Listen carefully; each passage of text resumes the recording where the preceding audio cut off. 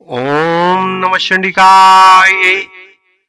श्रीमद्देवी भागवत महापुराण द्वितीय स्कंध का 8वां अध्याय।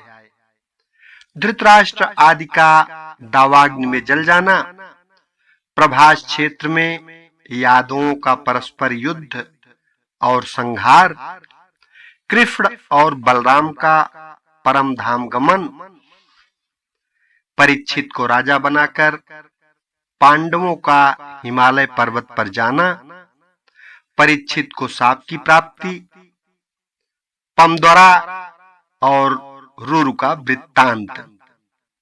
सूत जी बोले, वहां से पांडवों के प्रस्थित होने के तीसरे दिन उस वन में लगी दावाग्नि में कुंती एवं गांधारी सहित राजा धृतराष्ट्र दग्ध हो गए। संजय पहले ही धृतराष्ट्र को छोड़कर तीर्थ यात्रा के लिए चले गए थे।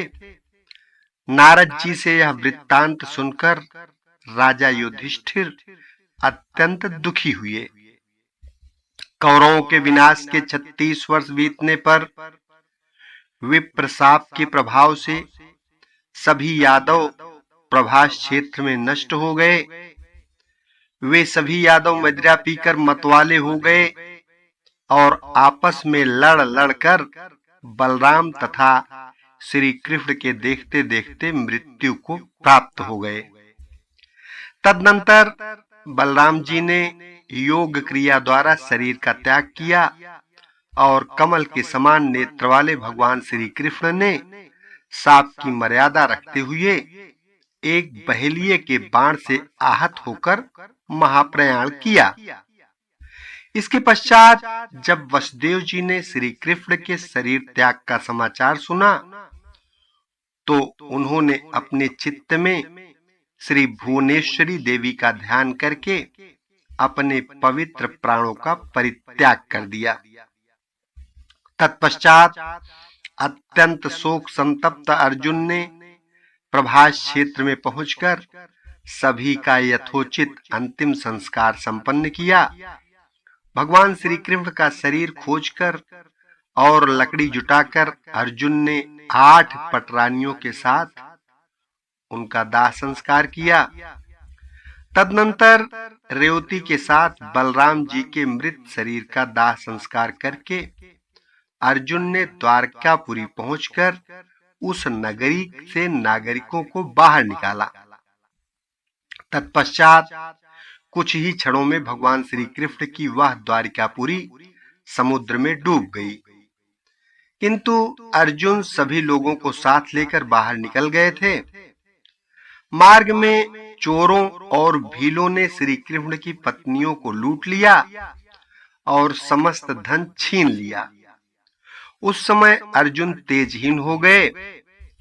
तदनंतर अपरिमित तेज से संपन्न अर्जुन ने इंद्रप्रस्थ पहुंचकर अनिरुद्ध के वज्र नामक पुत्र को राजा बनाया।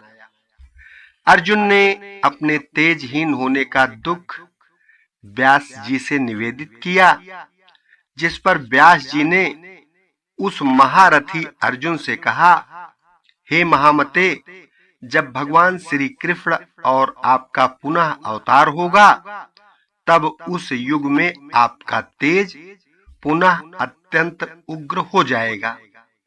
उनका यह वचन सुनकर अर्जुन वहां से हस्तिनापुर चले गए। वहां पर अत्यंत दुखी होकर अर्जुन ने धर्मराज युधिष्ठिर से समस्त वृत्तांत कहा। श्री कृष्ण के देह त्याग एवं यादवों के विनाश का समाचार सुनकर राजा युधिष्ठिर ने हिमालय की ओर जाने का निश्चय कर लिया। इसके बाद 36 वर्षीय उत्तरापुत्र परीक्षित को राज सिंहासन पर प्रतिष्ठित करके वे राजा युधिष्ठिर, द्रौपदी तथा भाइयों के साथ वन की ओर निकल गए। इस प्रकार 36 वर्ष की अवधि तक हस्तिनापुर में राज्य करके द्रौपदी तथा कुंती पुत्रों इन 6 ने हिमालय पर्वत पर जाकर प्राण त्याग दिए। इधर धर्मनिष्ठ राजर्षि परीक्षित ने भी आलस्य रहित भाव से 60 वर्षों तक संपूर्ण प्रजा का पालन किया और वे एक बार आखेट हेतु एक विशाल जंगल में गए। अपने बाण से विद्ध एक मृग को खोजते खोजते मध्याह्न काल में उत्तरापुत्र राजा परीक्षित भूख प्यास तथा थकान से व्याकुल हो गए। धूप से पीड़ित राजा ने समीप में ही एक ध्यान मग्न मुनि को विराजमान देखा और प्यास से व्याकुल उन्होंने मुनि से जल मांगा। मौन व्रत में स्थित वे मुनि कुछ भी नहीं बोले, जिससे राजा कुपित हो गए और प्यास से आकुल तथा कली से प्रभावित चित्त वाले राजा ने अपने धनुष की नोक से एक मृत सांप उठाकर उनके गले में डाल दिया। गले में सर्प डाल दिए जाने के बाद भी वे मुनिश्रेष्ठ कुछ भी नहीं बोले। वे थोड़ा भी विचलित नहीं हुए और समाधि में स्थित रहे। राजा भी अपने घर चले गए। उन मुनि का पुत्र गविजात अत्यंत तेजस्वी तथा महातपस्वी था। पराशक्ति के आराधक उस गविजात ने पास के वन में खेलते हुए अपने मित्र को ऐसा कहते हुए सुना कि हे मुनिश्रेष्ठ, तुम्हारे पिता के गले में किसी ने मृत सर्प डाल दिया है। उनकी यह बात सुनकर वह अत्यंत कुपित हुआ और शीघ्र ही हाथ में जल लेकर उसने कुपित होकर राजा को शाप दे दिया। जिस व्यक्ति ने मेरे पिताजी के कंठ में मृत सर्प डाला है, उस पापी पुरुष को 1 सप्ताह में तक्षक डस लेगा। मुनि के शिष्य ने महल में स्थित राजा परीक्षित के समीप जाकर मुनि पुत्र के द्वारा दिए गए शाप की बात कही। ब्राह्मण के द्वारा दिए गए शाप को सुनकर अभिमन्यु पुत्र परीक्षित ने उसे अनिवार्य समझकर वृद्ध मंत्रियों से कहा, अपने अपराध के कारण मैं मुनि पुत्र से शापित हुआ हूं। हे मंत्रियों, अब मुझे क्या करना चाहिए? आप लोग कोई उपाय सोचें। मृत्यु तो अनिवार्य है, ऐसा वेदवादी लोग कहते हैं। तथापि बुद्धिमान पुरुषों को शास्त्रोक्त रीति से सर्वथा प्रयत्न करना ही चाहिए। कुछ पुरुषार्थवादी विद्वान ऐसा कहते हैं कि बुद्धिमानी के साथ उपाय करने पर कार्य सिद्ध हो जाते हैं, न करने पर नहीं। मणि मंत्र और औषधों के प्रभाव अत्यंत ही दुर्गेय होते हैं। मणि धारण करने वाले सिद्धजनों के द्वारा क्या नहीं संभव हो जाता। पूर्व काल में किसी ऋषि पत्नी को सर्प ने काट लिया था, जिससे वह मर गई थी। उस समय उस मुनि ने अपनी आयु का आधा भाग देकर उस श्रेष्ठ अप्सरा को जीवित कर दिया था। अतः बुद्धिमान लोगों को चाहिए कि वे भवितव्यता पर विश्वास न करें, उपाय भी करें। हे सचिवों, आप लोग यह दृष्टांत प्रत्यक्ष देख लें। इस लोक या परलोक में ऐसा कोई भी मनुष्य नहीं दिखाई देता जो केवल भाग्य के भरोसे रहकर उद्यम न करता हो। गृहस्थी से विरक्त मनुष्य सन्यासी होकर जगह जगह भिक्षाटन के लिए बुलाने पर अथवा बिना बुलाए भी गृहस्थों के घर जाता ही है। दैवात प्राप्त उस भोजन को भी क्या कोई मुख में डाल देता है? उद्यम के बिना वह भोजन मुख में, उदर में कैसे प्रवेश कर सकता है? अतः प्रयत्न पूर्वक उद्यम तो करना ही चाहिए। यदि सफलता न मिले तो बुद्धिमान मनुष्य मन में विश्वास कर ले कि दैव यहाँ प्रबल है।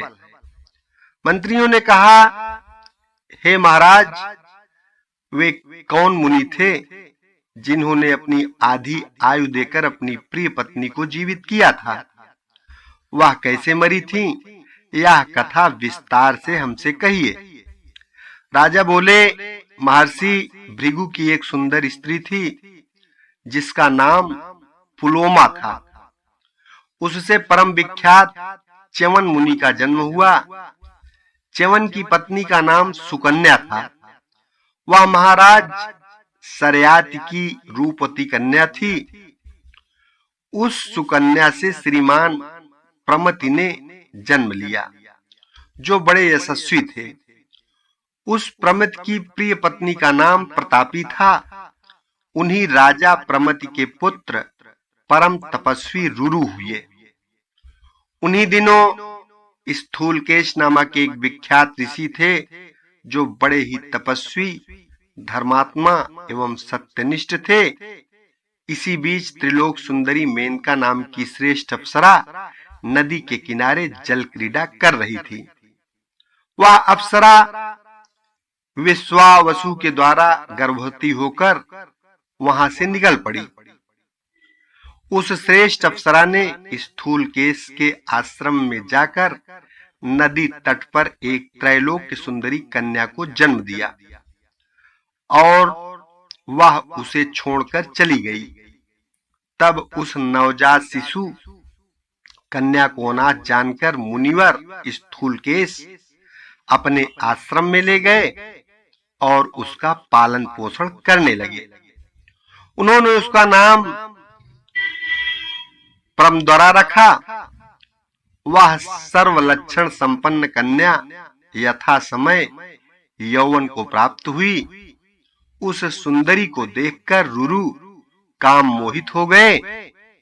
इति श्रीमद्देवी भागवते महापुराणे अष्टादश सहस्त्रयाम संहितायाम द्वितीय स्कंधे रुरु चरित्र वर्णनम नामाष्टमोऽध्यायः। ओम नमः चंडिकायै। 9वां अध्याय अगले भाग में।